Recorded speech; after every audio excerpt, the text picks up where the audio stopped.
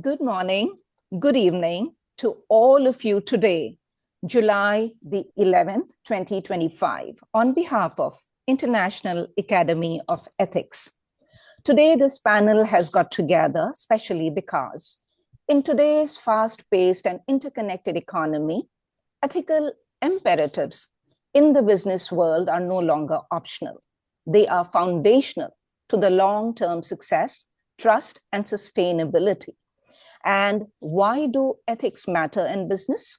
Well, trust is the currency, reputation is fragile, and sustainability demands it. So today we have this beautiful panel that I'm in awe of. We invited today our special guest, the guest of honor, Dr. Prem Kumar, who's going to be conferred the Fellowship of IAE by our president and founder, Dr. Janelle Singh Anand. And joining him, we have Dr. Alaksander Plavsin, Dr. Deepak Tandon, Professor Dr. Lakshmi Sri, in addition to our founder, Dr. Anand, Vice President Maya Sekulik, Professor Seema Jain, Dr. Swati Basu, and of course, I am Rupa Rao, your moderator for the next 1 hour. Dr. Maya, I would like to invite you to welcome our chief guest, and let me take half a minute to introduce Maya, who needs no introduction at all. Maya Herman Sekulik, Vice President of International Ethics Academy, is an internationally published Serbian-American author of 30 books in Serbian, English, German, French. Her poems are translated in 27 languages, no less. Of her poetry, Nobel laureate Joseph Brodsky said, her poetry is of the rarest talent and beauty as she is herself, as we all can see. Maya is an acclaimed and multi-awarded poet, novelist, essayist, bilingual scholar, a Princeton doctorate, and a major translator, and has been nominated by the IAE for the Nobel Prize in Literature. She is a member of the American and Serbian PEN, American Academy of Poets, Association of Writers of Serbia, and Serbian Literary Society. She was schooled and has lived all over the world from Europe and USA to the Far East. And as a triple ambassador of goodwill, culture, and literature, she's been building bridges between cultures for over 3 decades. She now shares a time between New York and Belgrade. Maya, I welcome you to kindly welcome our special guest of honor today. Over to you. Thank you, Rupa. You're always so gracious and so wonderful in introducing everybody and myself, and I thank you for that. You make this panel very classy. Thank you. Well, as the vice president of our beloved Academy of Ethics, unique academy in the world, we have to stress this. I, first of all, want to welcome our new fellow, Dr. Prem Kumar. We are honored to have this a senior academician, and as far as I could gather information, a brain of business. I would call him brain of business world, because he is presently, I think, executive director of BCM Foundation, and the vice chancellor of a university, a strategist, and a leader of the business world. And I hope that we will learn a lot from him about today's business world and how it, I don't know, how it regulates, let's say. I'm very interested in that with this artificial intelligence and living in a digital world, how we regulate ethics rules in business. I also want to welcome Dr. Alaksander Plavsin, my great friend and collaborator, and he is also a special case of a great leader in marketing and business diplomacy, initiator of a very fancy glossy that deals with business diplomacy, and head of marketing and on advisory board of Harvard Business Review. And what is special about him is the fact that he tries to enrich the business world with the art world. And this is where our profound sympathy and connection lives. Finally, I want to greet another great person, Dr. Deepak Tandon, who is a senior, I'm sorry, I have to read this, a senior professor of finance at Jaipur and big time banker. What is interesting is that Dr. Tandon reminds me of my own stepfather, who started his brilliant career as a banker. He was also governor of the National Bank. Then he became a professor of finance, dean, and finally president of Novi Sad University, which is the second largest university in Serbia after Belgrade.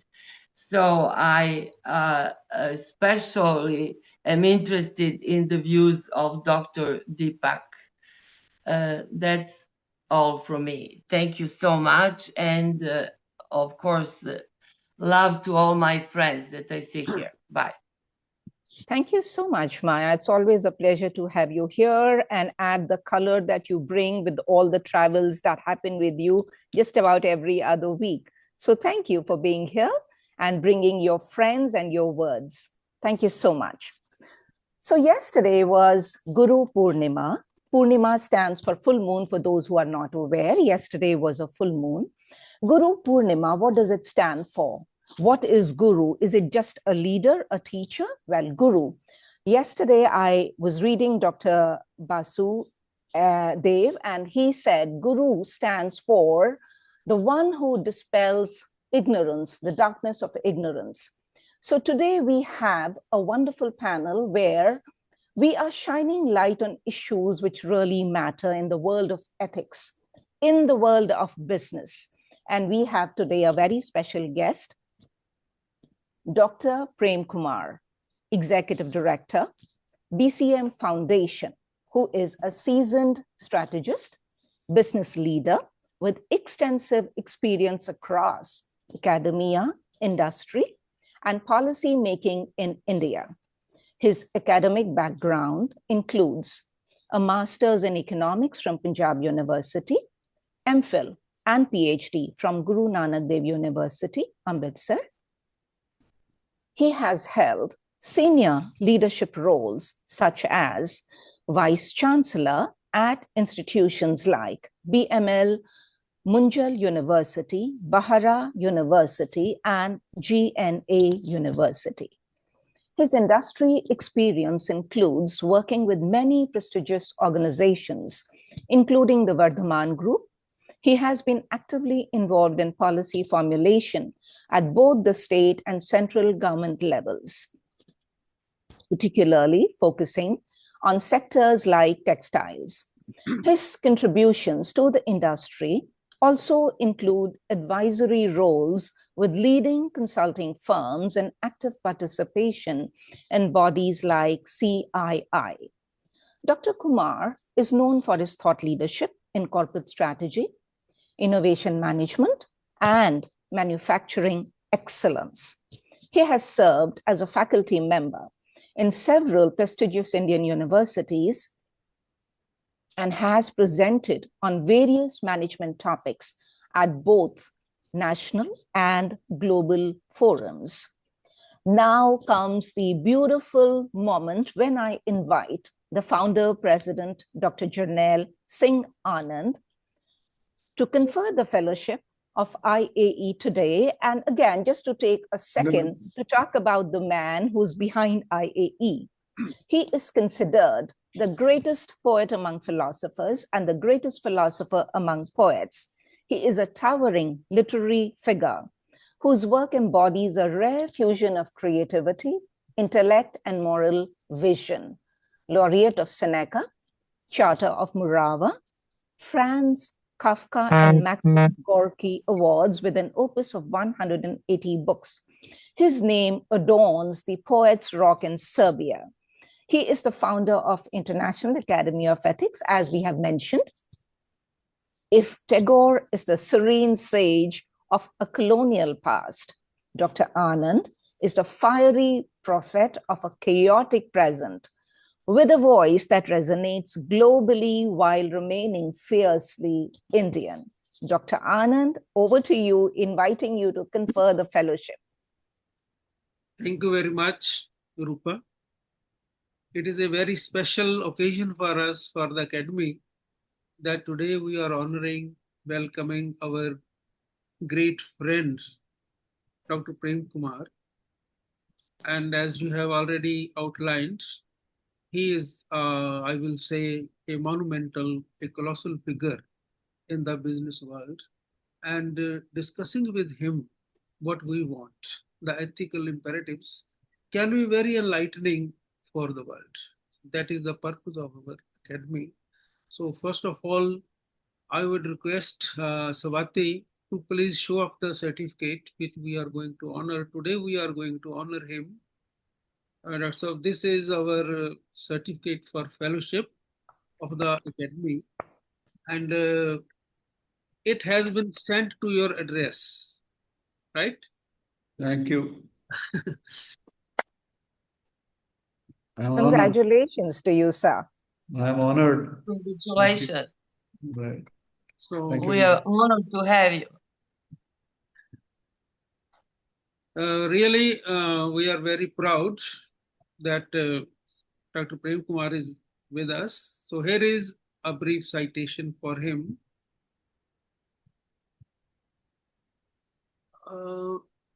Why I'm not shown here? Maya is there. Yeah. Everybody is here, Dr. Anand. Okay. Yes.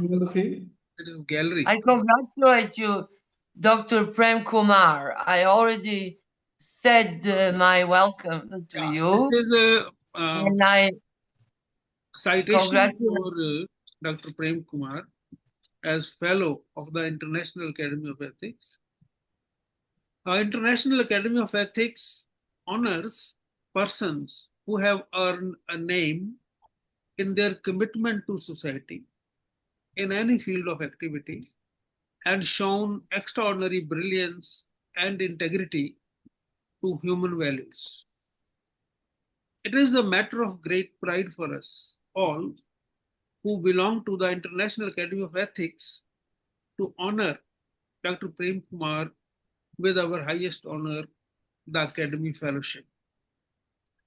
Dr. Prem Kumar, CEO of BCM Foundation, who served as Vice Chancellor with BML Manjali University, Rayat and Bara University, and GNA University, is an outstanding academician, author, and a thought leader who has impacted the business world as a seasoned strategist and a business leader with extensive experience across academia, industry, and policymaking.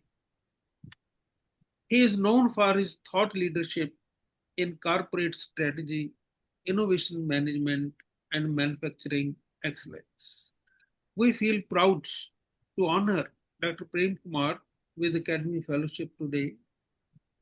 And now I invite Dr. Prem Kumar to please speak on the topic of the panel discussion, the Bizworld, the ethical imperatives. I request Dr. Prem Kumar to kindly take over. Thank you. Congratulations formally once again, dear fellow IAE, Dr. Prem Kumar. And as the fellow, this is your first speech. So congratulations and a warm welcome. Thank you. Congratulations, Dr. Prem Kumar. Much, Mr. President, Maya, Lakshmi, Seema, Alexander, Deepak, Swati, and all in one, Rupa Rao. Thank you very much. Thank you very much for and Dr. Jannar. Thank you very much for the honor that I have been bestowed. I consider it a privilege and a responsibility, both. The honor is not symbolic, it is actually an inspiration to do better. That is how I take it. I remember I was building a new business school, and those days, I'm talking of 80s, we did not have any subject which was titled as business ethics, as if ethics did not matter to business. And some of you would recall a famous quote of Milton Friedman, who got a Nobel Prize in economics a few years ago, that the ethics of business is to earn profit for the business. So he said business ethics is earning profit. We have moved a great deal since then, and I'm glad to share with you that back in late 1980s, we were the first probably business school which introduced a course in business ethics. We thought every student, and now I think most business schools have ethical dilemma or ethical ethics course in business ethics. I'm happy that it has come. So we are living in a world which is today turbulent, and in a turbulent world, following values is a challenge, because there's a tendency to cut corners because there's chaos all around. And in this chaos, what you can see is probably the decline. One of the cost that we pay as a society is the decline in ethical values. Now, I will speak in three dimensions. One, the role of business in the society. Two, the need for ethics. Three, the need for challenges. And four, maybe what we do at the IEA as our agenda for the future. So first, see, humanity has progressed a great deal since the development of steam engine. Steam engine is the milestone which enabled industry to come across. I think before that, organized business was not there. Organized business started with the Industrial Revolution in UK back in I think 17th century, when steam engine was developed, and then textile industry was the one which had the factories. First factories were set up in the textile sector, and incidentally, it was not the men who would go to the factories. Men thought it is below their dignity to go to a factory at a fixed hour and come back in hordes of numbers uh, at fixed time. So it was the women actually who first joined the factories, because running the household was becoming difficult.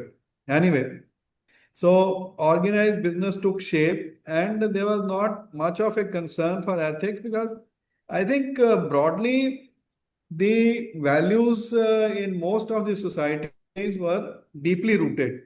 In India, for example, we have a very rich philosophy which actually imbedes ethical values with your living and afterlife also. Because in India, we believe we reincarnate again and again, and for all the things, wrong things that we do, we we pay the price. So, just one minute. I have given you the number.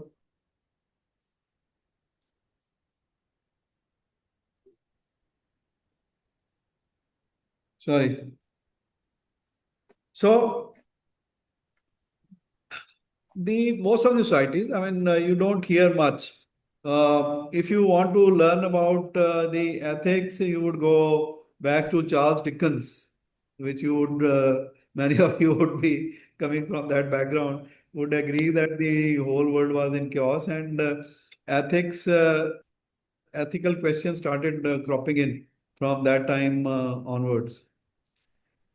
The business over a period of time became more profit driven. And I think they were profits.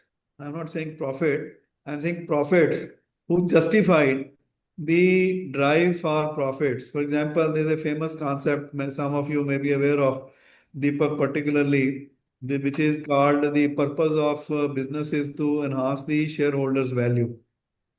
So the overall objective is to create value for the investors. So we have moved a good deal, I would say, from that time onwards. Today, the ethical dilemma or ethical issues in business are actually very, very important. Every day you hear, I mean, a few days ago, you would have heard the story of the current story of Wipro. So I heard Wipro chairman speaking on, he says we were a new company and we were trying to build business. And if you recall, old time Wipro was not in software, Wipro was in hardware. And he says we got a very big order from the state government, but there was a kickback required. He says I could not sleep all my life. Sorry, I could not sleep all night. And in the morning, I was clear that we will not accept the order in these terms. Today, if you see many of the organizations that are built on strong values of ethics, I would strongly recommend here the study of Infosys as a company, which is then other companies like Hindustan Lever, multinational companies, certainly. And over a period of time, because of the drive for profit, the government legislation have also come in. So many countries today have legislation, particularly Europe and US have very strong anti-corruption or legislation. You would have heard recently the Adani case where he was indicted of having bribed somebody. And many companies in India have been exposed, working in India have been exposed that they have been using unethical practices. So while we are strengthening the legislation and the governance to enforce the legislation, the need is not what Maya said, how do we enforce ethics? I think the need is to teach companies how do we become ethical. And the most important thing to me is the recent research studies. So there have been a number of research studies which have come across with the strong evidence. If you are more ethical, if you are more people driven, you are more profitable also. And you have a higher brand value because the society values you more. And therefore, your wealth, which is measured in terms of market cap, is higher. So that is the thing. Now, there are, I think, three imperatives that we need to focus on today. One is the business, conducting the business within the boundaries of the law, both national and international. Incidentally, I worked as strategy head of a company, which is the largest textile company. Name was mentioned somewhere. I sit on the board of that company also these days. It is $1.5 billion company. very large textile company. I think probably the largest textile company in India. So we were very clearly told, and I can you imagine, I left a university job to be the vice president strategy of this company. And the gentleman who bid me off a farewell said there are two things. Be careful, you are losing freedom. Because as a university professor, I was dean, professor and dean of a faculty. So as a university professor, you have more freedom to do things that you want to do than being told what to do. And the second, he said, you may face a lot of ethical dilemma. So I'm happy to share with you in my life, having worked on the not only in companies but also sitting on the board as independent director. I was except one company which I left in between. I have seen that overall business is becoming relatively more ethical than it was. And part of this may also be due to the ability of the governance system to create early warning systems of the companies which are not following the ethical path. You would remember when Baxi had, we have in India a policy called the whistleblower policy. If you are not following the ethics, we have whistleblowers, and whistleblowers sometimes also make a lot of money. So Ranbaxy was following wrong practices. Ranbaxy was that time a leading pharmaceutical company, and they were following practices like fudging data and creating products which were not strictly meeting the standards. So one whistleblower raised that issue, and I'm happy that the whole company was pulled down, and the message that ethics is important was delivered. You come across these cases from time to time. Recently, there was a case of a company called Gensol, which was found to be indulging in wrong ethical practices. I would say there are three challenges ahead. One is that we have various stakeholders, but many of these, Deepak has been a banker, I learned. So many of these stakeholders are not able to see what is happening. In case of Gensol, for example, I would say there was a diversion of funds for unauthorized purposes and for personal consumption. For example, following the holidays or buying expensive golf equipment and buying flats, which were not the purpose of the 500 odd crores of rupees involved into this. So I believe the stakeholder awareness, alertness, which is of course growing, but stakeholder alertness will enable better ethical practices. There would always be some people who would cut the corner and try to run the race much ahead of it, sacrificing values. I think while we create a whole generation of new business leaders who are driven by values. I remember I was the founder of the BML Munjal University of Hero Group, and one of the business school principals, the vision was to develop ethical leaders for the future of India. That was the overarching principle that we need to develop ethical leaders, and we felt this was the year 2014 when the university started, but 2011 when we were laying the design principles. One of the design principles was nurturing ethical leaders. Second was impacting society in a manner that we preserve the environment and we propagate human values. And I'm happy to share with you that because of many of these initiatives in Indian universities, now there's a course called Human Values in Management. Ethics is also part of this business. So what I believe is the first challenge is follow ethics, and stakeholder awareness will enable more ethics. For example, in this case, Deepak, the bankers were not able to locate the diversion of funds which was happening.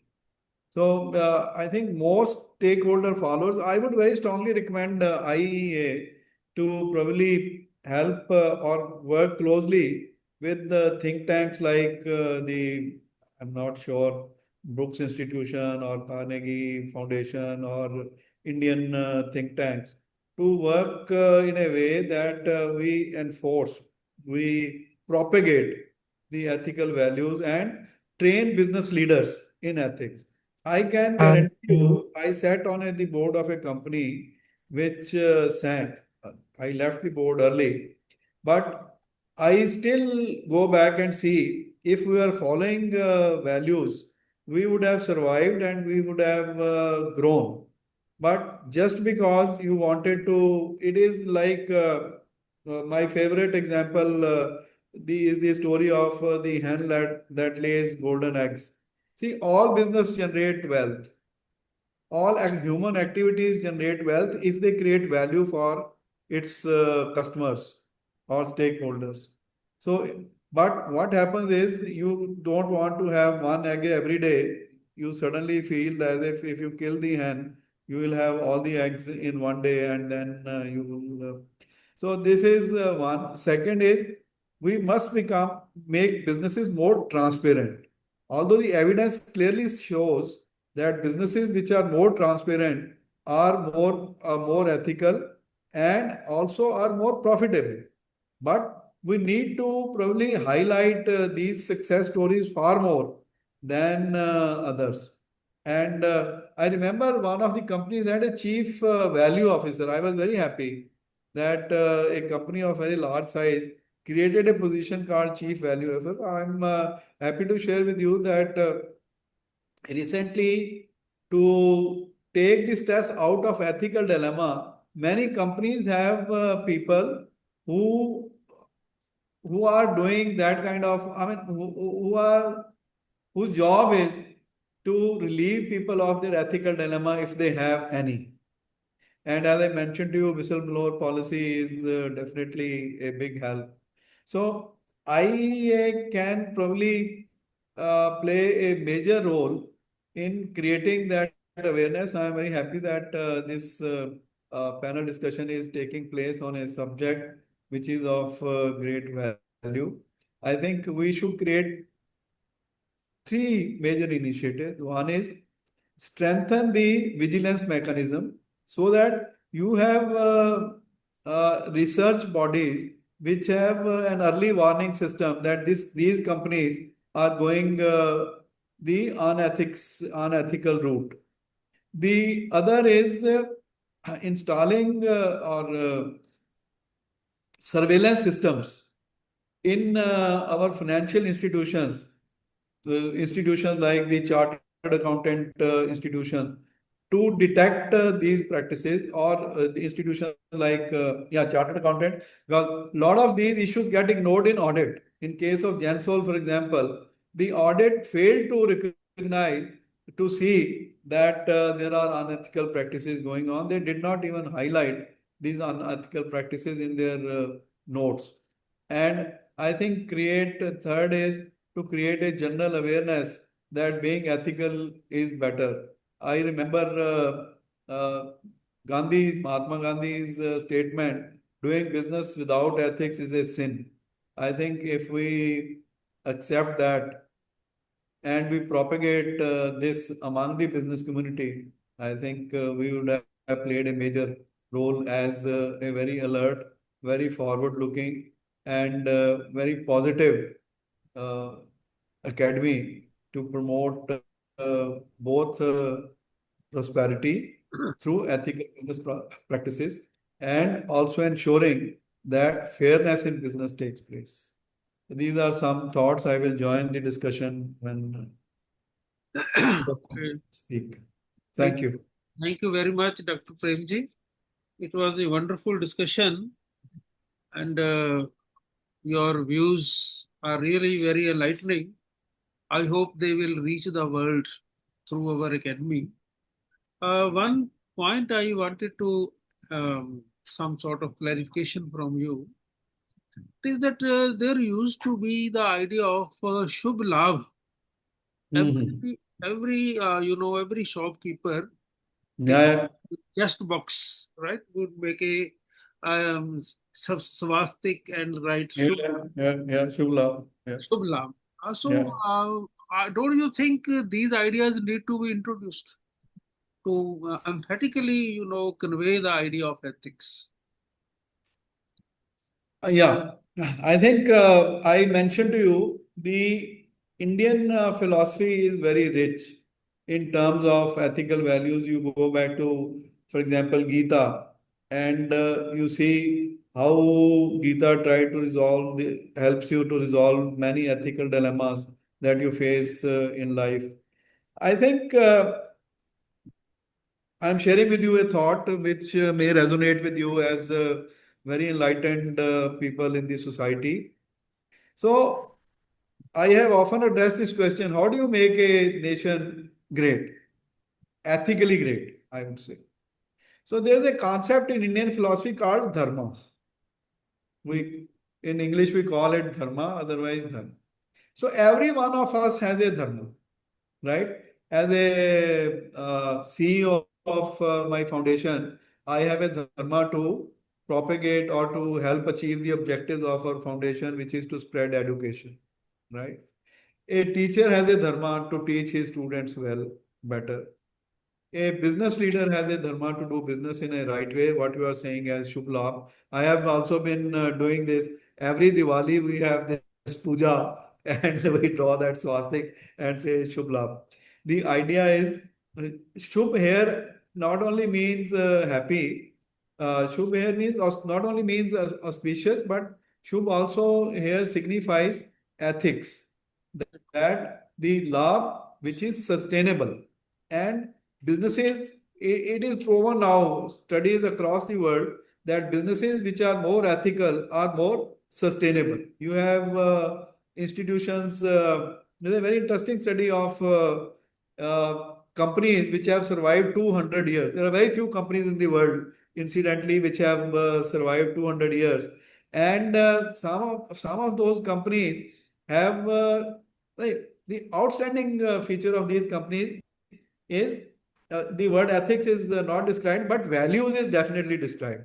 So companies which are built on values, which include ethics, are the ones which have the longevity. The companies which are not built on values have the shortest life. You see a company which is make quick money. For example, there are Ponzi schemes.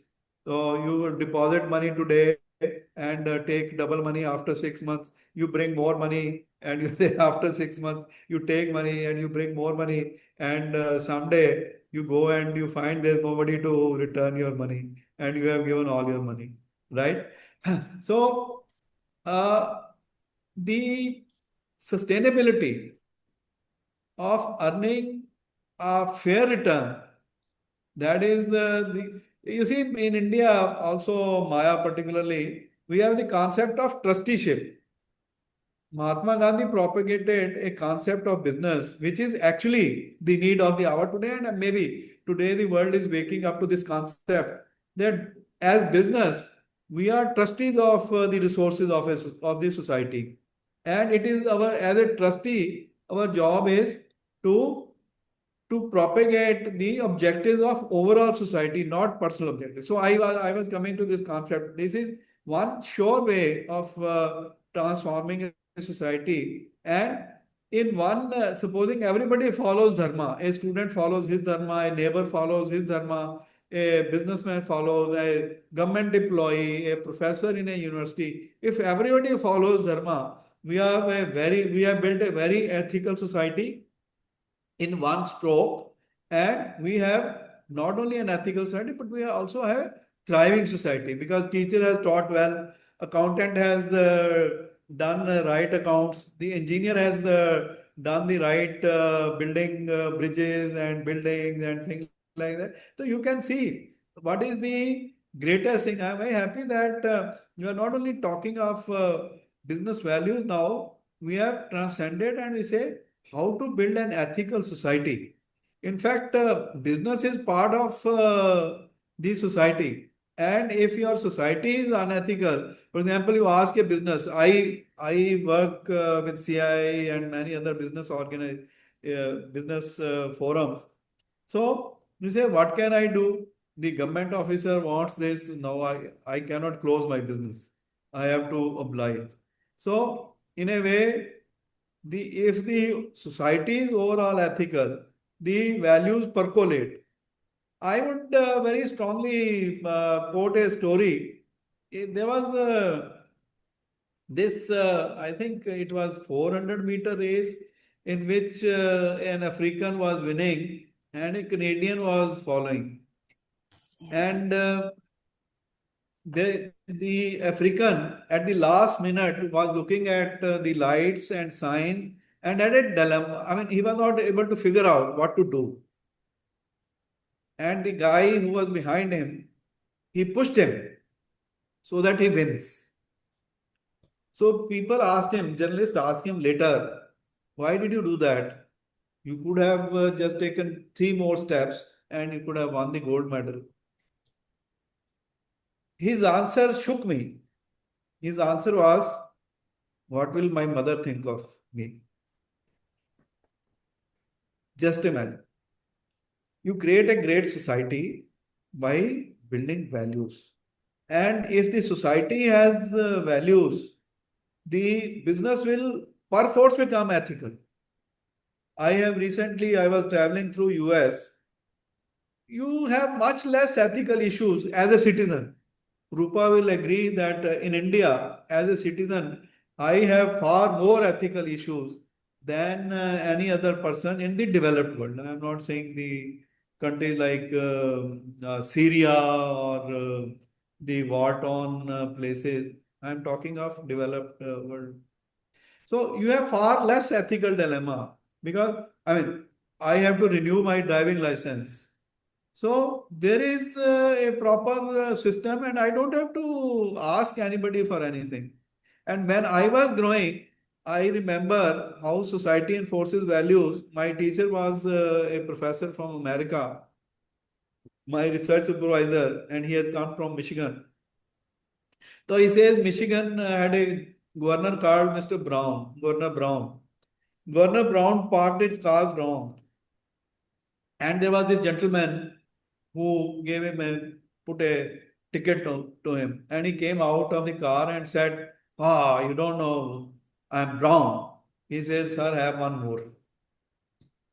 So these are the practices when they percolate in society, then you have a society which is forced to be, I would say, our philosophy teaches us to be ethical in India, particularly because we are accountable for our karma. But if the overall society becomes value-based, then every aspect, every walk of life will have ethics. So that is, Janelle, how I feel. Our philosophy is very rich. We have somehow lost touch with this philosophy. Probably IEA can adopt this as a mission because that is what you are promoting. We need to build a more ethical society. In a more ethical society, everybody becomes ethical. Everybody becomes fair. Everybody has integrity. In fact, integrity is the right word. When the society has overall integrity, I think everybody is well off or better off, including businesses. But Beautiful. I would again say, Rupa, Indeed. that the business world is perceived to be unethical. And the only way this picture can be limited is by being more ethical, number one. Number two, probably propagating these success stories built on ethics. I think IEA can play a major role in saying, look, this business is ethical and therefore it is a more patronized business by its customers. That is the way I look at it. Very Dr. well Prem said, Kumar, Dr. Prem very Kumar. interesting to listen to you. Beautifully explain things. I have a small question. No, it's Okay. more of an observation and also a question. We observe that of late there are increasing inequalities in terms of the distribution of wealth. So, in terms of ethics, how do you look at that? And what do you think can be the, no, how can it be devised that there is a better distribution of wealth and in terms of, legislation probably, or you have already talked about integrity. So how would you look at it? Very, very thoughtful question, and I would say a tough call for anybody.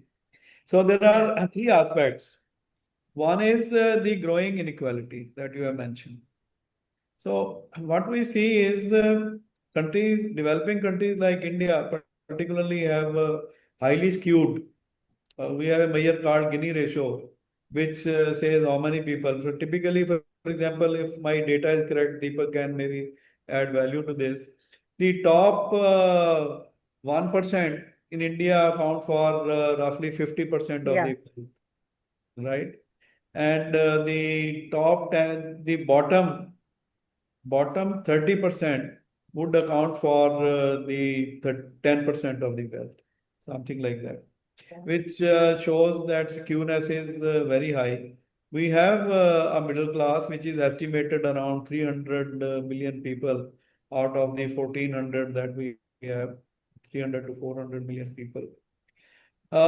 This middle class has to grow, and one way of reducing this equality is probably skilling or empowering people to do better. Unfortunately, in a country like India, we have less opportunity just because the quality of our population at the bottom line is not able to create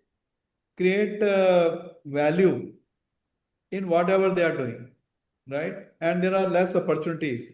So there are two ways of addressing this. One is enabling more people, and I'm happy to share with you that in India now there are a number of societies which are propagating skilling, education, create enlarging the opportunities, women self-help groups that are. So this is one way, but it will take very, very long time.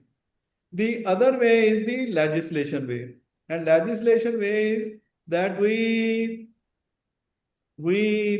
tax the higher incomes more and redistribute wealth. So there is only one question here. If people don't have the incentive to create wealth, then this will affect the overall welfare of the Growth. Yeah. society. So there's a trade-off. I would say there are two aspects. In India, we could become more welfare oriented if people were ethical and were following their dharma, which is to pay tax. And all of you are aware we have very high rate of tax evasion. Evasion. According to many estimates, our unaccounted economy is as large as the transparent or accounted economy. So this is one. I think the more impactful way is enabling people. So wherever we are, we should enable people around us. I'll give you an example which may clarify this issue. So there is a beggar in front of a temple. All of us have seen beggars in front of temples in India, isn't it? So one person looks at the beggar and he thinks of a solution. The beggar doesn't have to beg. So he goes to a nearby place, buys a piece of cloth, buys some flowers, and asks this beggar to sit, keeps the piece of cloth, and put the flowers. You can see this person was begging. Now he is selling flowers, and after some time, he has a flower shop in front of the same tent. So these initiatives of NGOs, I don't see actually a limit to human ingenuity in creating opportunity. I think there are two ways. One is some of us have internal drive, some of us don't have that internal drive. Some of us are more creative, some of us are not that creative.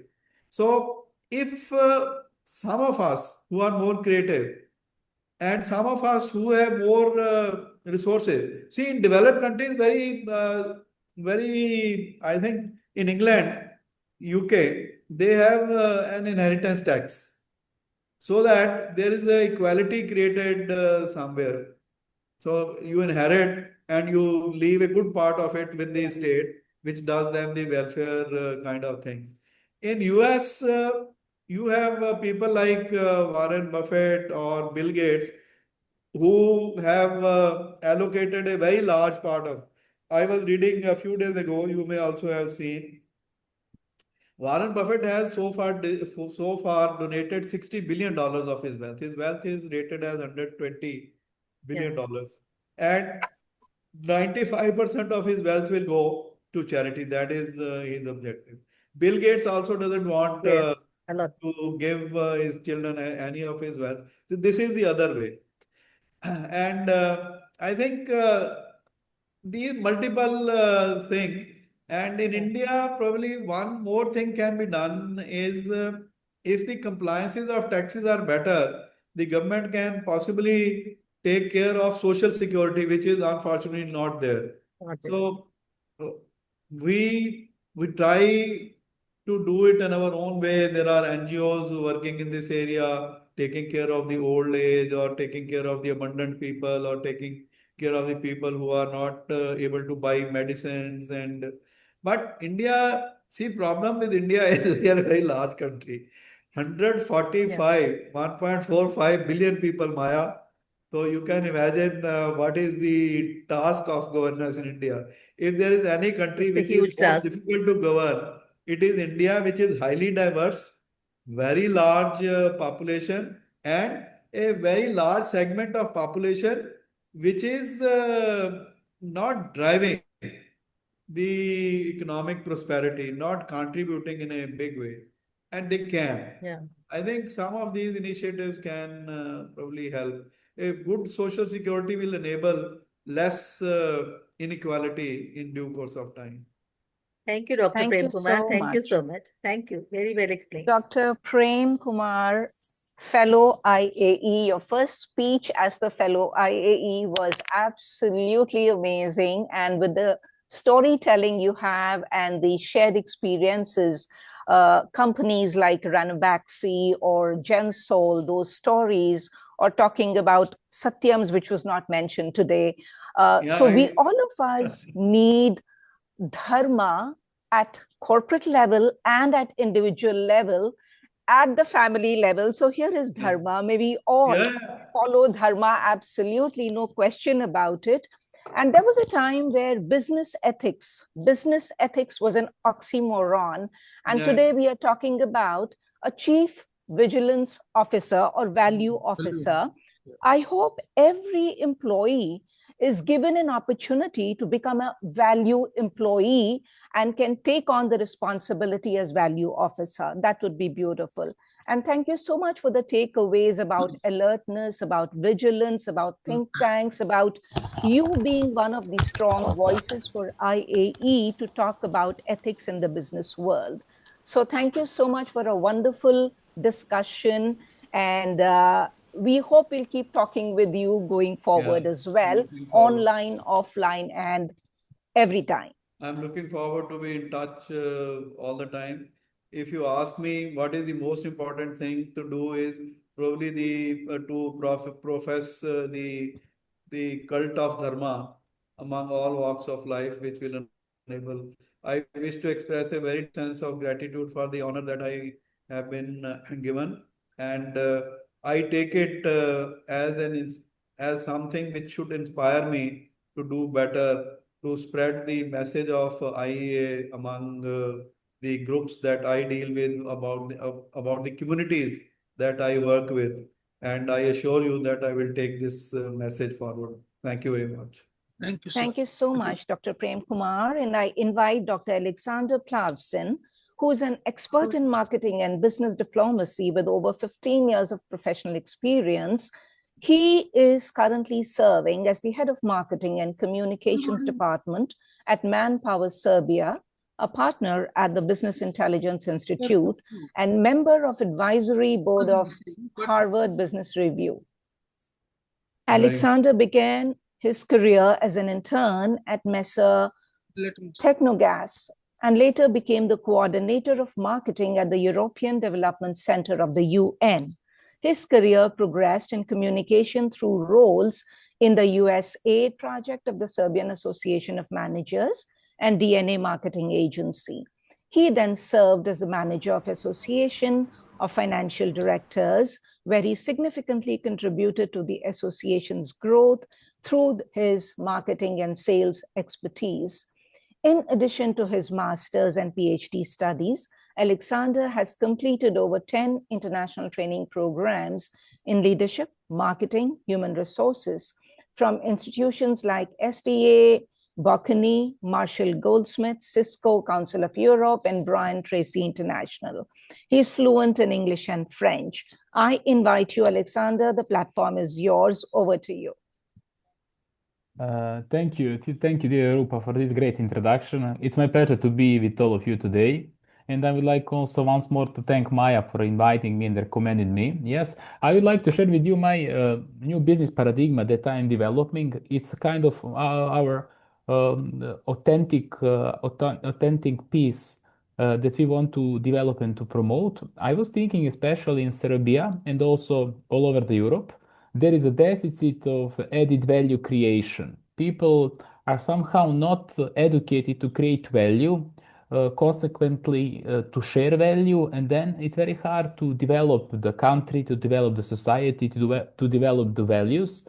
Because I think if we don't have new value, we have already just copy-paste things. At the same time, we live in a society where people try to be absolutely isolated of the problems, of the challenges, because especially intellectual elite in Serbia, I somehow in their own circles, not being kind of selfish, because it's not easy to handle the problems that we are surrounded by in reality. But somehow at the same time, it is some kind of irony, because there are research at Harvard Business University that shows that, for example, this kind of socialization and good interpersonal contacts are the crucial for longevity, for the long and healthy life. All in all, I was thinking how we can develop some new paradigm in life and business that be very tangible with its methodological steps. So I developed this new theory called economy of giving, and it is written of one-pager manifest economy of giving. This kind of economy of giving has two paradigma. First one is creating a new value. The second one is that givers creates new givers. I will explain it in detail. Apart from these two paradigma, we have 10 principles of economy of giving. If we are speaking of creating value, we just defined that creating value like our own capacity to use existing knowledge, skills, capacities to create new skills, knowledge, and capacities. I think that with creativity, every human being can develop it, but somehow at the same time, we live in the world when the knowledge is very available, online, digital, literature all over the world. But at the same time, there is a great deficit of knowledge in all spheres of the business of the life, especially within the young people. So we just think that it's very important to promote this capacity of creating new value. And so developing the country, developing the society, and showing something new to the world. The second paradigm is that speaking about giving, but not giving in a financial aspect. We defined giving like things we do to create positive change. So how can we influence each other? Through mentorship, through advising, to giving good ideas. Of course, financial support is always welcome for some, for example, research projects or some supporting new entrepreneurs or some faculty research, that is absolutely okay. But if we have this kind of giving like lifestyle, so we share between each other resources, knowledge, experience, we develop the world. How? Because there is a research also, I quoted Harvard, that people can be analyzed through three categories. First one is givers, the second ones are matchers, and the third ones are takers. The givers is someone who will just give you support, not expecting nothing in return. The matchers are the one who say, okay, I will give you two something and please give me two something to me. And if you are taker, you just want everything for you. And research show that givers, takers, and matchers can be all very successful in business, but there is some distinction with givers. That distinction is the next. Givers create other givers. So if someone help you sometimes in the life, then that develop your sense that you help someone other in the future.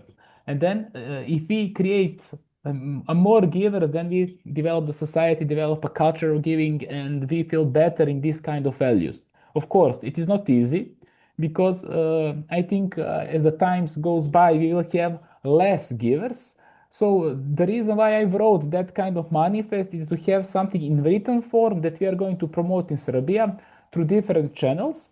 Firstly, we will start with the intellectual elite because they are most influential. They can understand it. They somehow already exist in some form of giving, but step by step we are going to mass media, to deeper society, especially, for example, to secondary schools, because in the secondary schools children are still forming their system of value. At the faculty, they are already formed personalities. It's very hard to change point of view. It's very hard to give something new and that they will adapt it. So secondary school is the proper time to make some great influence in that all. Also, I would like to share 10 principles that we also wrote in this manifest, but I will just say some of them. I will not say all of them. One of the principles is that giving produce domino effects on giving and potential for positive change. True giving expects nothing in return. All the things in the world are borrowed. You can be a human without another human. Creation of value tends to further multiplication of value. Better to work for free than to be idle for free. You should be part of solution, not part of the problem. Gratitude and awareness are steps toward positive change. Not asking for gratitude for doing the right things. Doing the right things is a normal behavior in itself, and integrity, what means respecting principles is value and values, is more important than loyalty when you respect the power center. So through these principles, if we try to live it in a practice, I think that we can change our lives. I think that it's very important also to speak about our own identity. So I'm not sure that we are now in power to define our own identity and to live in compliance with our identity, because if we don't have it, we cannot be, from my point of view, mentally health. And I think mental health is crucial in nowadays world. One very informative data is that in 2024 the most Google words and support through ChatGPT was like finding digital psychiatrist. It's somehow very also alarming point, because if you somehow try to find some digital psychiatrist to help you with your mental health, it's very dangerous from my point of view. So, but it's our fact in nowadays world. So all in all, we will start with the manifest. The second step will be one yearly event. That event will gather business, art, all the relevant stakeholders to try to establish that kind of movement, and that movement in short will gather givers and creators of value. We have a lot of successful people in Serbia, also in the region, all over the Europe. So we would like to gather them, and through the project to support some young entrepreneurs, young innovators, also young artists who are not still very profile, to support them through different projects. And the first event will be in April 2026. It will be kind of a legacy ball. And if I want I would like also to emphasize that word legacy. Why? Because a legacy is not like just material legacy. Legacy is the time and our influence that we shape people, situation, relationship through the time we spend with someone. Every kind of speech, every kind of talk, every kind of interaction is our own legacy. So if we speak and deal through these glasses, we will be more cautious about the things that we are going to say, to do, and to think in the end. So it's very important to try to have this kind of equality between story telling, story doing, and in the end, the story being. I think it's very easy when you are speaking about ethics. There are a lot of people that are in storytelling, but very rare in story doing, and in the end, and the most rare are in story being. Crucial, without ourselves, we are story being is the crucial from my point of view. And if we develop this kind of story being, that's the crucial for further development of these topics. But if you want story being, I think that from the beginning we also all agree that knowledge is a crucial thing for that all. And contradictory, we live in the world when the knowledge is not so popular. We want skills, fast information, influencers like some kind of stakeholders in the digital world.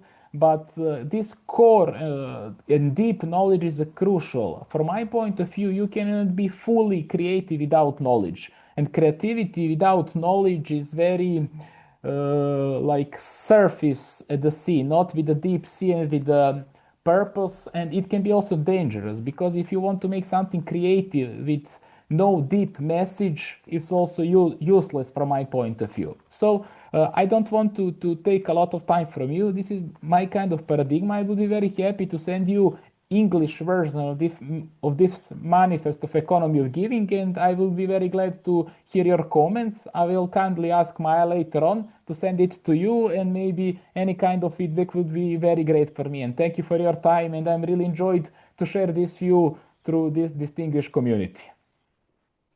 Alexander, thank you so much. So I love the fact that you say, give for free than be idle for free. I love that. And it's okay to be a storyteller, but to story do and story be is more important than just story tell. So it's fantastic. And the paradigms you presented and the takeaways you presented are absolutely wonderful. So any questions from anyone for Alexander? Over to you before I invite Dr. Tandon. It falls into line with what we are doing now, our stories in love, compassion, and sacrifice. I think yes, absolutely. You can think of a work which relates to business also. Very good stories where people have taken care of the society instead of the self.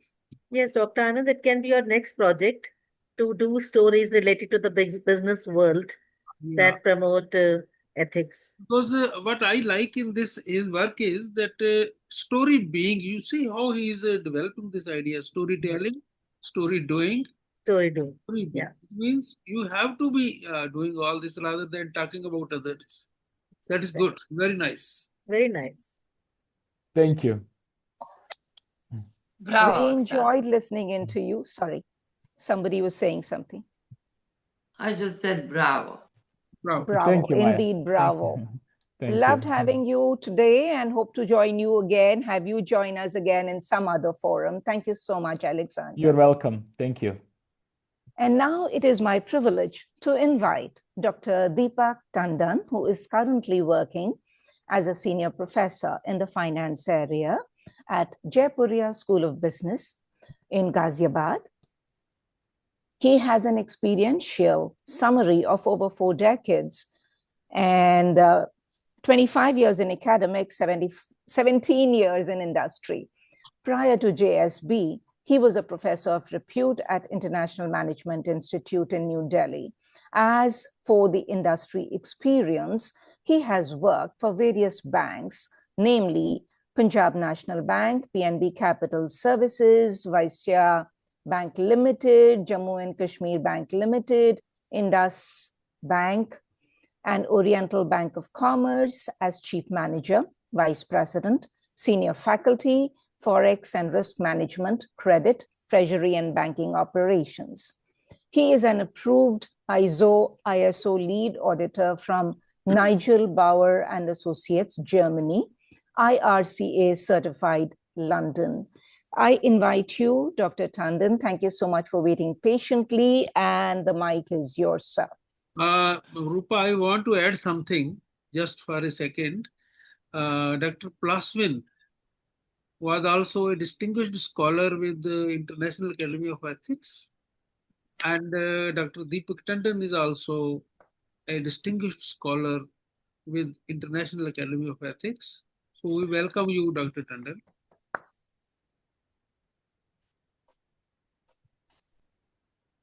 Unmute yourself, Dr. Tandon. Unmute yourself, please. Yeah. Thank you, President, sir.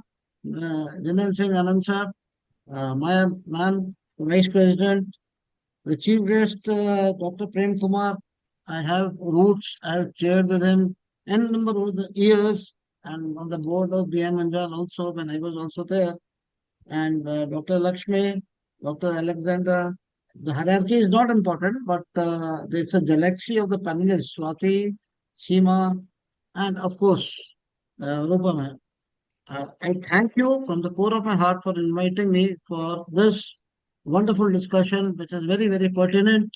And as on today, when we are into the UPSC and also the Management B schools, this is the core paper now. Ethics, governance, and corporate governance. We call it business ethics and corporate governance. So the Bizworld, the business world, and coming with my experiential summary that from my officer to vice president to DGM to a general manager with Punjab National Bank, I have done lots and lots of, I've handled all cases, and recently I'm just authoring one case with Howard on Nirav Modi case also of Punjab National Bank. It is basically all unethical things. I'm a man from Mumbai. I'm from Treasury. I've worked in the banks for a very long time, seen the downfall of even Bank of Punjab when Inderjit Singh used to be there. I must have worked with not less than 7 to 8 Padma Shris of India and seen their working and who have groomed me. Now, I won't repeat, sir, since the paucity of time, whatever Dr. Prem Kumar has said, Alexander has said, I'm not repeating anything. Only thing is, when we teach and when we talk about the business ethics, I'll correlate every keyword with a case, or everything. So let me know, and all of us have heard everything. The way how to look into business ethics, human values, or professional ethics in the corporate world. When we talk, I'm just going to give one keyword, and you can relate to one everything. And it goes on. You can have 50 keywords, you can have 100 keywords. I'm not looking into that and what dharma, karma, soul searching, your Jainism, samyad. So these are the things which are already there, but when we talk and let us start this ethics, I'm just going to be very fast, sir, with your permission. When we talk about the existence of God. When we talk about then we must have the existence of freedom. Then we must have the responsibility. And when you give all these three, definitely without a code of conduct, people will falter and they will be there. So the corruption will also start. The character ethos is very important in ethics. Moves are very important. That are the customs. Accountability, integrity, probity, responsibility, very, very important.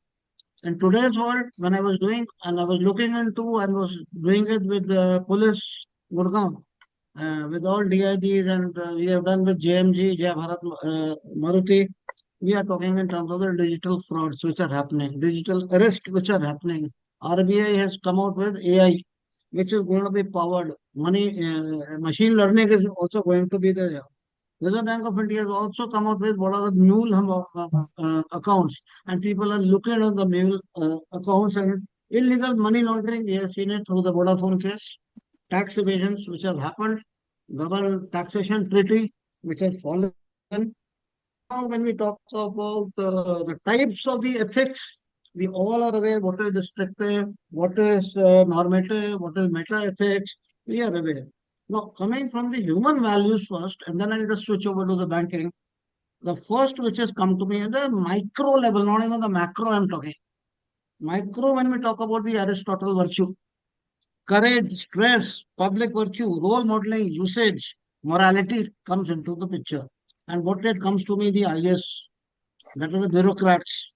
And 2024 case, a district magistrate, there is a lady, Harshika Singh Mandala. That case comes to my mind. When Prem Kumar sir was telling about the non-violence, about the communal harmony, truths of Mahatma Gandhi, non-violence, tolerance, it was striking me, yes, everything is good. We have seen Ram Mandir being built in the Modi regime. So let us correlate into that. The third one I'm talking about integrity, impartiality, empathy, usage. So it comes to my mind, Raja case. The leader always counts. The leader always counts. We have seen the demolition of the Indore also. I have just authored, sir, Alexander, if you permit me, there is a Harvard Ivy case. The leadership style of Manish Singh, the deputy commissioner, how Indore has come out to be the smart city for the seventh time. Indore was a small thing, and they have learned into the decomposition of the waste. Okay, the dry waste and the wet one. So we can correlate with it. And as on today, the holistic education and the management, whether it is marketing supply chain, whether it is your HR analytics, emotional intelligence, or let it be basically your financial domain. IT is coming as a big hub as on today. We have seen there. And Alexander talked about two more things. Unless and until compliances or the convictions are going to be there, the system will not be, it will be out of road.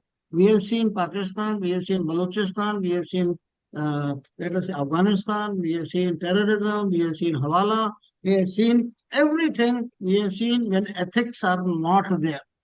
So, at the micro level, recently, the case 2024, there was a lady, which is IS again, Pooja, she was Pooja Khedkar, who was just given taken all the benefits of reservations, though she didn't have the degrees also, and integrity was a big issue. Another thing which is there, you have seen how the ethics and the lust in the behavioral finance, sir, we call it as an investor. What Prem Kumar sir was saying, I must deliberate on that. There are four elements. That is your number one would be your greed. When you get money from illegal means, illegitimate money, put to the legitimate use, anti-money laundering, or let us talk, when you have money flowing into the system, there will be an element of lust also. That will be a vice. In that case, the third one would be your hope. You start losing your money. This is the cycle which is going to happen. And after that, when all the money goes away, those time is going to be there. I still remember, then there will be a hope of despair. I still remember, sir, for a short time, I was the executive director with Bombay Stock Exchange on the derivative seat. And every day I used to meet Jhanjhanwala. Every day, quite a few times I met Harshad Mehta. I met Ketan Parekh times. And one of my batchmates, Chitra Subramaniam from Chartered Accountancy, she was in a big trouble. I always used to say, why Chitra, you are always into a power hungry. And why this co-location scam happened in NSC. You see, every time, though she was the topper of the Chartered Accountancy, and this was just an artificial story of the yogi which was created at the Himalayas or something. We have just seen that. So these are some cases which come to my state of mind. Now, again, now I am going to now digress, coming to my ethics, which is very, very important into the financial Bizworld. That is the banking where I come from, right? And there again, the cardinal principles will be integrity, there will be honesty, there will be confidentiality, there will be fairness, there will be privateness, there will not be a conflict of interest, and financial inclusion, money laundering, the new buzzwords which have come as the ESG, AI, money laundering, and of course, what sir has already talked about is the tax evasion and avoidance of the tax. So these are some gray areas which are going to be a thought-provoking things. Now, many of the cases of these banking where the frauds have happened, role of whistleblower is very, very, very important. You see, in the Nirav Modi case, 14,000 crores and the billions dollars which have gone down the line and then LOU or a letter of credit, it's a buyer's credit phenomena, where the Mehul Choksi and Nirav Modi have flouted Punjab National Bank, and Punjab National Bank was a, and there are about 56 people who have already been charged till now, right from the CMD as well as the second case, and Nirav Modi case, still we are not. Second is the Ketan Parekh, which has happened. Third one would be the Vijay Mallya. Vijay Mallya, IBC, Insolvency Bankruptcy Code has come.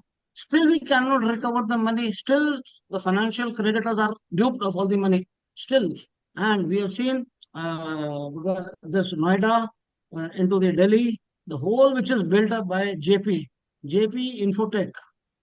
Okay, so that is also one area we are still wished down, and how to the buyers have been duped of the houses because of the unethical practices by the authority, not giving the occupational certificates to the underowner. So you see, these are some burning areas which are happening into the case methodologies which is happening. Coming to the other side of it, apart from the real estate, apart from the banking, we have seen the banking Chanda Kochar. I'm naming another one.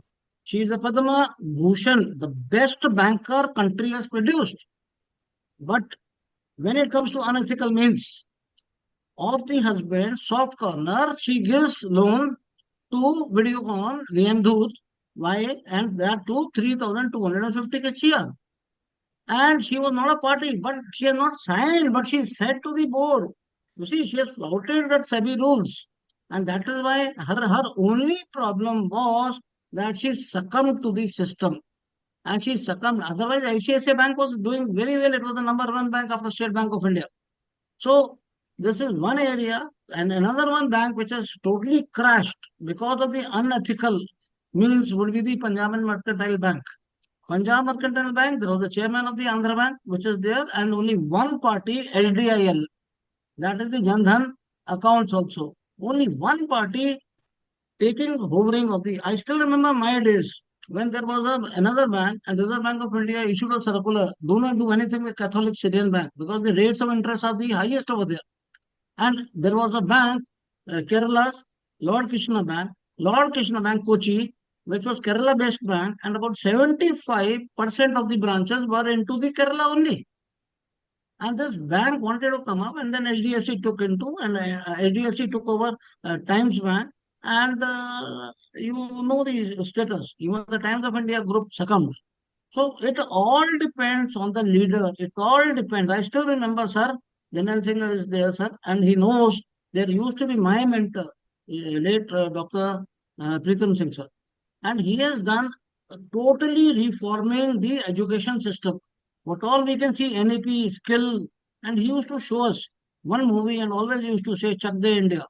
And in that Chak De India, every lesson is a leadership style of a hockey player. You see, life itself is full of sports. How you win over is one area which is going to be looked into. And last but not the least, sir, we find the bureaucrats, the government I'm attacking, that there is a reversal of the RTI. Every time there is a lack of transparency, government has come out. You see, then there is a delegation of the duties. Corporate governance, we have seen the plight of Anil Ambani. This Animal Kant Dev, CI1, CI2, that also has gone. Discourse of the ethics, Samyad, and governance is the one area. I still remember. Look at the lapses of the infrastructure into ethics also. In Noida, there was a IS center in New Rajendra Nagar, New Delhi, sir. When the flood came and one pipe burst and a lot of students they died. So these are some areas where we always talk in terms, and Prem Kumar sir has already summarized. I won't repeat into, I'm just finishing it. That what should be done as a way forward now? Way forward under ethics, when we talk introspective. If I point one finger, sir, three are already pointing at me. When three are pointing at me, I have to manage my risk. I must have a metrics for it. I must build up my surveillance. I must have a compliances. I must have a code of conduct. I must have a surveillance. Just like US has got surveillance Oxygen app. We must have some formula. We must implement it. FEMA has been, Foreign Exchange Management Act has replaced the FERA. But what is the punishment? opportunity to be heard. You don't have punitive. It's only just pay the money 3 times and get away with it. So that system ethics has to be from inbuilt into the human values. It should come into the character. It should come into the system. It should be into the value-based consciousness. It should be basically our own, and then only we can talk about the society, prosperity, happiness. We have seen the plight into downfall of microfinance. I was in one of the panels, sir, with Deepak Parekh, IDFC. And when he said Guru Finance is my daughter, I'm going to marry this daughter. Now it is grown up, doing very well. I'm marrying it to Bandhan Bank. And Bandhan Bank is the bridegroom. And Bandhan will get the home loans. Look at the way he has played, but then with the system, without ethics. IDFC core, which was into the home, got away. So, Maya, our India is a very fertile land. It is basically we have to introspect all the laws. We cannot beat the system. We have to implement. Every individual, every human has to again give some reforms. We have to contribute to the society. And as such, we are accountable. So unless until accountability is there, we cannot grow that fast. Thank you, sir. Thank you, Rupa. Over to you. Any questions? I'm ready to take. Thank you very much, Dr. Deepak Tandon Sahab. Yes. We saw a very spirited presentation, and you were just delving into the facts of business world, and they are very enlightening also. I wish to make an observation here. You have mentioned that the problems start with greed. When greed multiplies, then things get into this type of mess, right? Greed, lust, hope, despair. Very nice, very nice. This is what I want. I want to just explain what you are saying in a mythical perspective. There was Satya Yuga. How it turned into Treta Yuga. What is the dividing line between the two? Right? In Treta Yuga, we have Ramayana. Correct. But in the Satya Yuga, we don't have any such text. Because in that time, people were very nice, kings were very nice, and there was no problem at all. And when we enter Ramayana period, where is the point? This is what I want to highlight, and this highlights your point also. It was the greed. Previously, people thought of cosmic welfare. In Treta, they start thinking of individual welfare. Now, this was the focus which shifted, and then you see there were so many other things, and one was the focus on cities. Lanka was created, right? So the way we are progressing, actually we are going away from all the values of Satya Yuga. Everything that was good has been left behind, and we are now embroiled in the coils of this modernism, postmodernism, money, wealth creation, and all that Dr. Deepak and others have told us. Now, our issue is that you are talking of introspection or something like this. I find there is a serious problem with the way we are creating our youngsters who become our population. We fire them with an ambition. Every university is telling job creation, job creation, job creation, as if this is what is to be done. You get the job and things are finished, right? Now, problem is with the type of person that we are creating. And here, what I feel is that science and technology has helped us in the world of commerce and all these things. We are moving the civilization forward. But literature, philosophy, history, these things have not been able to keep pace with the changing and transforming world. they are still looking backward, whereas business world is looking forward. So that gap is there in our mental constitution in the people. We are unable to make people think positively. Now we were talking of Aristotle, philosophy, all these things. Our youngsters, do you think they know anything? Or they want to know anything? Not at all. So everything that is good has been left behind. So we are now, grappling with second rate. They are very ambitious. They are very creative. Everything is there. But even then, if we look at the quality of mankind, there is a fall. This is what I have to say about this. Anybody else who wants to join this discussion? I just wanted to add one line to the wonderful, passionate delivery by Dr. Deepak Tandon. I admire the examples you gave of the greed and the lack of integrity, whether it was a momentary slip or it was a strategic planned one, about how one plans out the next generation and the children and the marriages and the arrangement, or how to get money out and in and hide, so on and so forth. I think it all boils down to one thing, Dr. Tandon, which is, what is integrity?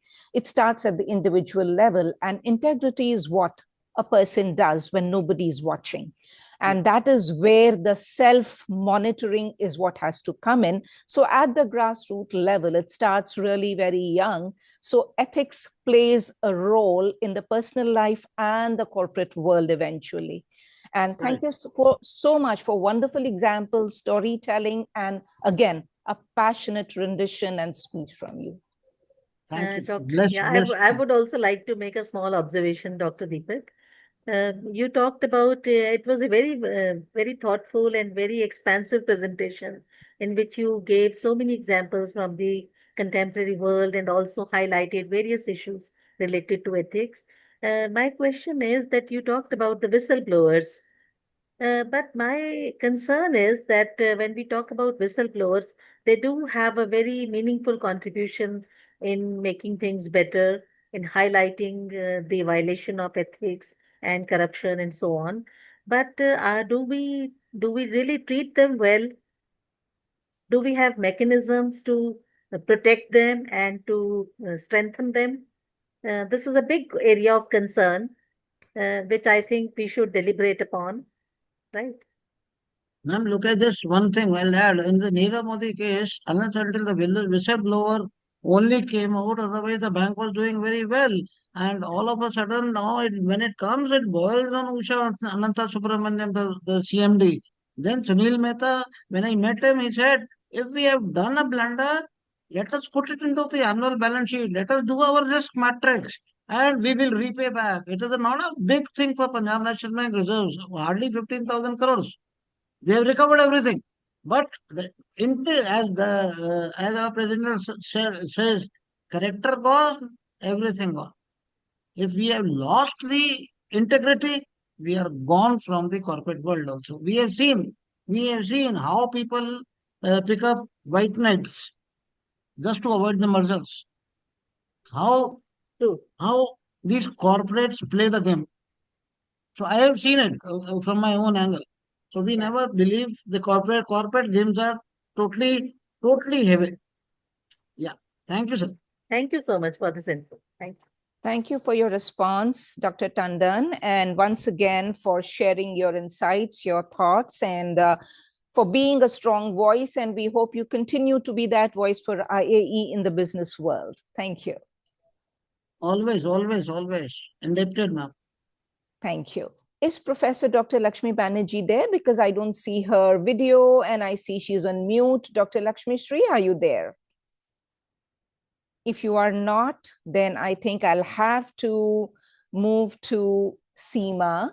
Seema Jain, our consistent dear friend at IAE, is a bilingual poet, short story writer, translator, editor, critic, and ex-head, Department of English, KMV Jalandhar.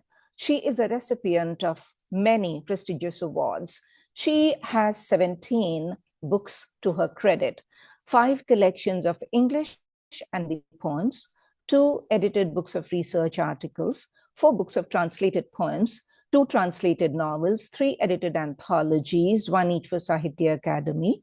Her poems are globally published in about 150 anthologies.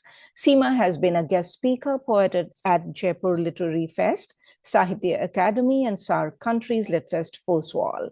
So I welcome you for your vote of thanks, Seema Jain. Over to you. Okay. Thank you, Rupa. And thank you, Dr. Anand, for organizing this session, this beautiful and wonderful session. I think it was a very pertinent topic on which this panel discussion was organized today by the IAE,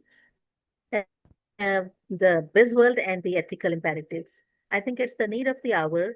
We have been talking about ethics in other areas of life, but I think this is one area focus on which was very much due. And we have got to learn so much from the talks of Dr. Prem Kumar, Dr. Alexandra Plavsin, and Dr. Deepak Tandon. They have touched upon various aspects of the business world and the different dimensions and the ethical issues, and their inputs and their elaborations of the theme. They have been wonderfully enlightening for all of us. So thank you so much, because I think in the world of business, as Rupa rightly said, that business ethics is an oxymoron, and it looks like a contradiction. But yes, yeah, Dr. Prem Kumar highlighted it very well. Especially, I like the concept of the value officers, chief value officers, and so on. And another area which I think it has been talked about, but not in much detail, is the CSR, the corporate social responsibility. That is one area about the business world and the industry where I think some amount of responsibility towards society, it also contributes to their ethical, side. So the many big giants, the corporate giants, they have been contributing to society in a big way through their CSR projects. So anyway, thank you very much, everyone. Dr. Prem Kumar, I think he has left. So in absentia, Dr. Prem Kumar, Dr. Alexandra, and Dr. Deepak Tandon, who is right now with us. And I would also like to thank Dr. Maya Harman Sekule for always being there. She's a big support. Dr. Anand for organizing this. And of course, our Rupa Rao, our magnetic and wonderful anchor, who always brings life to any discussion and any program with her electrifying anchoring. Thank you so much, everyone. And I think as a takeaway from today's panel discussion, I think a lot many ideas have emerged, which we will work upon in the International Academy of Ethics. And I hope that in the times to come, more beautiful projects and more meaningful projects will emerge. And we will continue to have such discussions, and also not just discussions, but also plan of action to make this world a better place. Thank you so much, everyone. Wonderful, Seema. And just as Dr. Plavsin said, storytelling we have been doing, story doing is what idea. We also need to do and add next layers to it. And before I invite the founder, IAE, Dr. Anand, for his closing statements, I just want to say that Swati Basu, who has left already, she was the coordinator today. I would like to correct myself. I missed out on thanking Dr. Swati, who is always there to support us. Thank you, Swati, in absentia. Thank you. So I just wanted to say, Swati, who coordinated today, is a key member of IAE, a former assistant professor of English and Business Communications with over 17 years of teaching experience at postgraduate and undergrad levels, with initial teaching experiences in government higher secondary schools. And her qualifications include triple master's degrees and from different institutions. And she has co-authored course books and textbooks, and So we thank her. Swati needed to go because she had some emergency, and actually she had logged in from a cafe to be present and listen to all of us. And again, before I hand over to Dr. Anand, I just want to thank everyone for including me, Dr. Anand. I am Rupa Rao, an MBA and a law degree holder, and after a hectic corporate career across India and USA, I indulge in writing, nature walks, yoga, spiritually meaningful pursuits. I'm an admin at Literary Warriors Group and a chief coordinator for International Academy of Ethics, where I am here today with you all. And my writings have been featured in global anthologies, magazines, literary platforms.